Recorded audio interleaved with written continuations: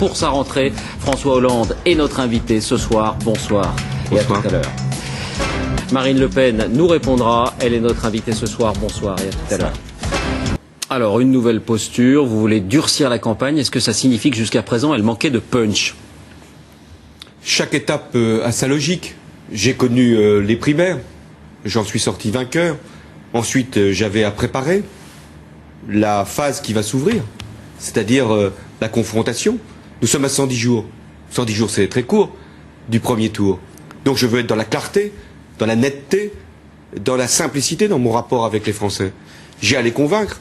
C'est vrai que des sondages me portent, mais enfin, entre des sondages et des élections, il y a une campagne, je la dois, et donc je la lance plus officiellement aujourd'hui, tout simplement parce que nous sommes au début de l'année et que dans 3 mois, les Français auront déjà fait le choix du premier tour de l'élection présidentielle. Mais que répondez-vous lorsqu'on vous reproche jusque-là un manque d'autorité?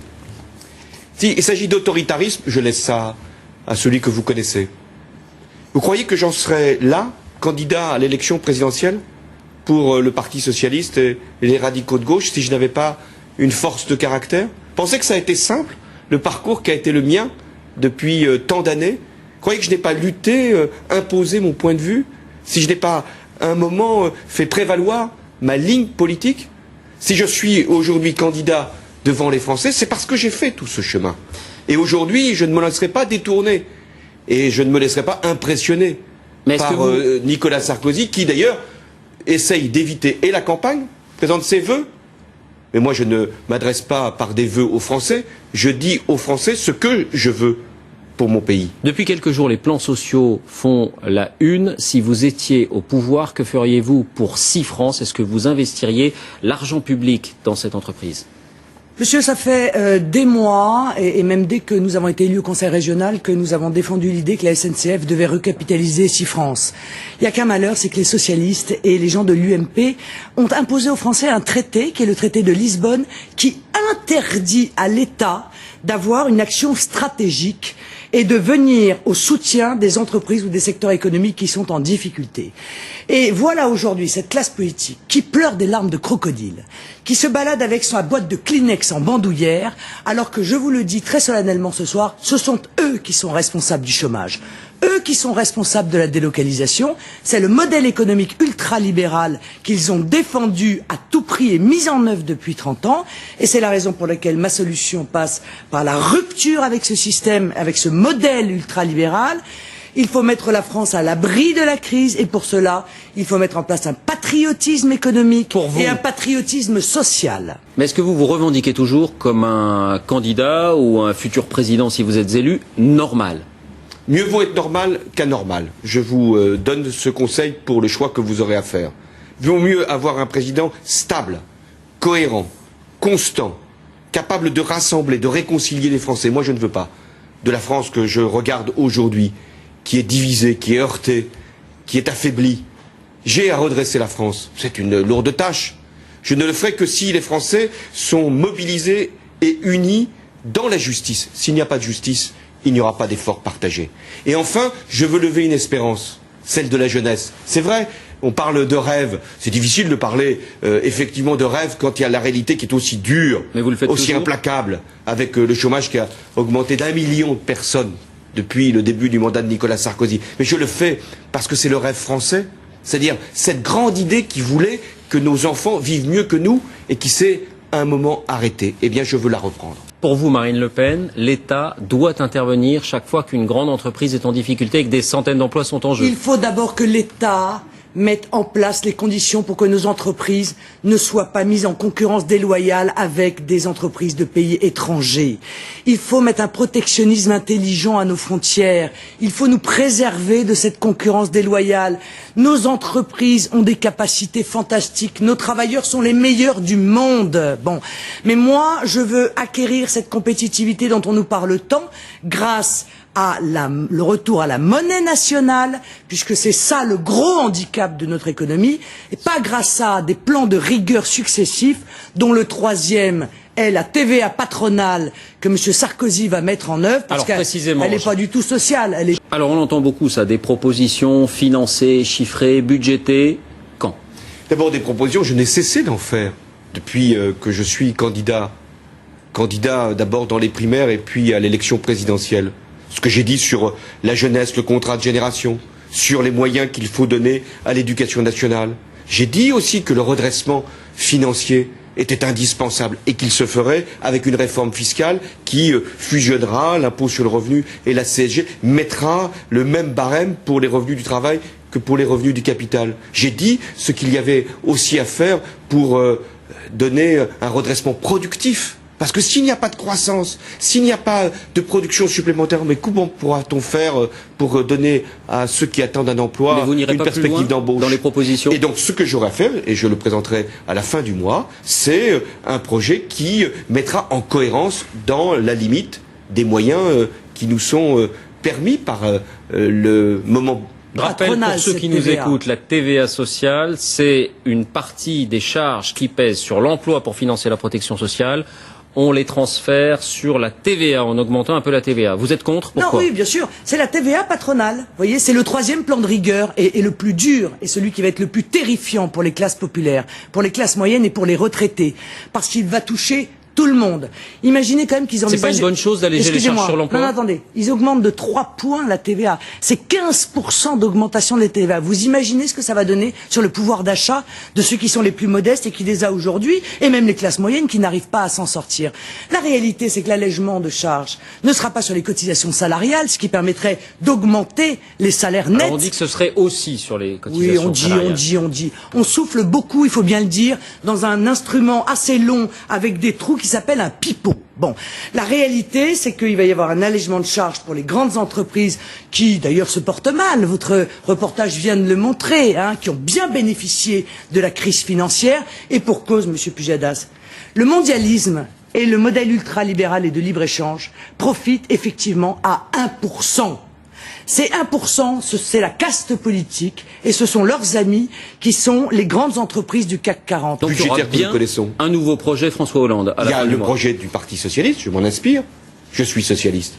Et il y aura la plateforme que j'aurai retenue en fonction de ce que je pense être la priorité, la grande priorité, la jeunesse, et en fonction de l'obligation que nous avons de redresser nos comptes, en fonction de la production sans laquelle il n'y a pas de croissance possible, et il n'y a pas donc d'emploi pour demain, et enfin de faire que la réforme fiscale puisse être engagée pour que la justice puisse être établie. J'aurais aussi à préciser, en matière de retraite, je l'ai déjà fait, ceux qui ont leur durée de cotisation, qui ont commencé tôt à travailler, pourront partir. J'aurais à dire, en matière de santé, et je le ferai, que personne ne peut être, comme c'est le cas aujourd'hui, empêché d'accéder pour des raisons financières aux soins. Autre sujet, Marine Le Pen, vous rendrez hommage après-demain à Jeanne d'Arc, mais Nicolas Sarkozy vous grille la politesse puisqu'il le fera dès demain. Est-ce que vous appréciez le fait que lui aussi finalement s'approprie les symboles que vous défendez? Jeanne d'Arc appartient à tous les Français. Ça, c'est une première chose. Mais je vois bien que Nicolas Sarkozy court après moi. Et qu'il risque de vous manger la laine sur le dos. Il faut qu'il sache que j'ai des convictions plus fortes, que j'ai un cœur plus pur et que j'ai des jambes plus longues. Et par conséquent, il va avoir beaucoup de mal, je crois, à me rattraper. On retient qu'il y aura bien un projet plus précis d'ici à la fin du mois. On connaît à peu près maintenant la stratégie de Nicolas Sarkozy. Il tentera de rester président le plus tard possible. Il se déclarera le plus tard possible pour gérer ce qu'il nomme une crise très grave. Est-ce que vous jugez déplacé ou illégitime qu'un gouvernement, qu'un président de la République lance de nouvelles réformes, comme c'est le cas en ce moment, à 3 mois du scrutin? D'abord, que Nicolas Sarkozy soit président jusqu'au bout, c'est le mandat qu'il a reçu, je n'ai rien à dire là-dessus. Qu'il dise qu'il n'est pas candidat, ça fait sourire, enfin chacun a compris. Pensez que s'il n'était que président et pas candidat, il ferait ces séances de vœux qui se multiplient à toutes les catégories professionnelles? Bon, je laisse ça, ça fait partie d'une forme d'hypocrisie. Je n'ai pas du tout cette démarche, je pense qu'il faut être clair. Mais il fait ce qu'il veut. En revanche, de vouloir instaurer une TVA supplémentaire 3 à 4 points avant la fin de son mandat, je considère que là, il y a une forme de prétention à pouvoir agir alors même que les électeurs veulent choisir. Donc il prendra sa responsabilité, mais moi je récuse et la méthode et la disposition. Vous ne craignez pas qu'il vous mange la laine sur le dos comme il l'a fait avec votre père en 2007? Je crois à l'honnêteté en politique. Je crois à la sincérité des convictions. Nicolas Sarkozy, chaque jour, démontre aux Français qu'il est dans une vision purement électoraliste, d'intérêt personnel, et qu'il a complètement oublié l'intérêt supérieur du peuple français. On l'a vu d'ailleurs avec cette TVA patronale qu'il va mettre en œuvre. Il vend son âme au marché financier, il vend son âme aux agences de notation, c'est son problème. Mais le pire, c'est qu'il vend aussi son peuple. Alors vous récusez la disposition, mais Manuel Valls, votre porte-parole, le responsable de votre communication, la défendait, lui. Est-ce qu'il n'y a pas un manque de cohérence? Il y a eu des débats, ils ont été tranchés. Moi, j'ai ma position. Je ne veux pas que les Français qui vont déjà assumer le redressement financier soient affligés de 3 ou 4 points de TVA qu'on appellera social, parce qu'il y aura une baisse de cotisation, non pas des salariés, mais des employeurs, pour une compétitivité qui ne sera d'ailleurs pas améliorée, puisque les importations représentent le tiers de la consommation. Donc ne laissons pas croire que la TVA va nous protéger des importations venant de l'extérieur. Donc il y a, de ce point de vue-là, une mystification économique et une faute sociale. Et enfin, des conséquences extrêmement graves sur la croissance. Je ne laisserai pas faire. Et d'ailleurs, ça sera un enjeu de l'élection présidentielle. Pour moi, la compétitivité, elle doit être améliorée par un soutien à l'investissement productif, par une aide aux entreprises, notamment à celles qui exportent, par une amélioration des conditions d'embauche. C'est ce que je propose, notamment avec le contrat de génération. Qu'est-ce que c'est que le contrat de génération? C'est de permettre aux seniors que l'on écarte trop facilement de l'entreprise avant même qu'ils n'aient pu concourir à faire valoir leur retraite. Et puis, ces jeunes qui ne rentrent jamais avec un contrat à durée indéterminée, ma proposition, c'est de lier les deux. C'est-à-dire qu'il y ait une forme de tutorat entre le senior et le jeune qui rentrerait avec un contrat à durée indéterminée, et les deux emplois seraient exonérés de cotisations sociales. Voilà une mesure beaucoup plus puissante que je ne sais quelle augmentation de prélèvements. Marine Le Pen, vous avez, face à la presse, tout à l'heure évoqué à nouveau le problème des 500 signatures pour vous présenter à la présidentielle. On ne peut pas s'empêcher de se demander, au vu des précédents de 2007, de 2002, si ce n'est pas une stratégie pour faire parler de vous, en quelque sorte. Oui, bien sûr, on ne parle pas assez de moi. Non, la réalité, c'est que si les choses continuent à ce rythme-là, je ne pourrai pas être candidate à l'élection présidentielle. Bon, dernière question, l'emploi, on en parle beaucoup en ce moment, le chômage, est-ce qu'il est du devoir de l'État d'intervenir à chaque plan social d'importance, comme c'est le cas par exemple en ce moment à Cifrance? L'État doit être vigilant, attentif, et doit offrir des solutions. Il y a eu une volte-face du président de la République, une de plus. Très bien. Je ne m'en plains pas. Mais vous approuvez le soutien à un éventuel projet de coopérative? Mais là, l'État n'a pas annoncé qu'il allait faire. Il a simplement dit qu'il permettait à des salariés de mettre leurs indemnités de licenciement pour reprendre une entreprise dont ils ne seraient même pas, ces salariés, propriétaires des bateaux qu'ils exploiteraient, avec le risque que ces salariés, ils l'ont compris, dans 6 mois, dans 1 an, aient perdu leurs indemnités de licenciement et soient amenés à constater la liquidation de cette entreprise. L'État, ce qu'il devait faire, et j'en fais la proposition, c'est une intervention directe. Et comment? Avec des fonds publics. Avec une banque publique. La SNCF est en train de se désengager. Donc, en définitive, c'est tout à fait la méthode de Nicolas Sarkozy. Il a parlé, mais il n'a pas agi. Pourquoi est-ce que vous ne dites pas combien de signatures vous avez aujourd'hui? Je le dirai le 15 février parce que nous sommes encore aux promesses. Ce que je peux vous dire, c'est que j'en ai moins qu'en 2007 à la même époque, alors même que nous avons déposé uniquement 507 parrainages le dernier jour au Conseil constitutionnel. La situation est très grave.